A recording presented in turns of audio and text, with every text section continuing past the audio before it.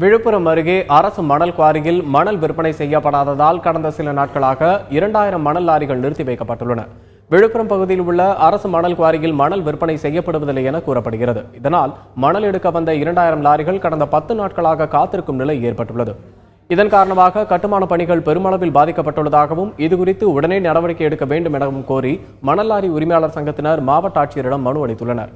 பின்னர் செய்தியாளர்களிடம் பேசிய அமைப்பின் தலைவர் யுவராஜ், மணல் விற்பனை செய்ய உரிய நடவடிக்கை எடுக்காவிட்டால் போராட்டம் நடத்தப்படும் என்றார்.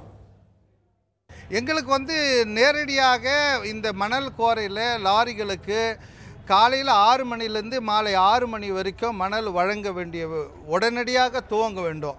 மேலும் இங்கே 2-3 மணல் குவாரிகள் திறந்தால் தான் அனைத்து லாரிகளுக்கும் இங்கே மணல் கிடைக்கும். இங்கே ஏற்கனவே எங்கள் வாகனங்கள் 20 நாளாக ஓடாது இருக்குது. இந்த மாதிரி சூழ்நிலையில் நாங்கள் ஏதாவது ஒரு மறியல் போராட்டமோ கோட்டையை நோக்கி ஊர்வலமோ எங்களுடைய முதல்வர் கிட்ட தான் இருக்குது பொதுப்பணித்துறை. ஆகவே அவர் பார்வைக்கு இதை எடுத்து போகிற அளவுக்கு ஒரு மிகப்பெரிய போராட்டத்தை நாங்கள் முன்னிறுத்த தயாராகி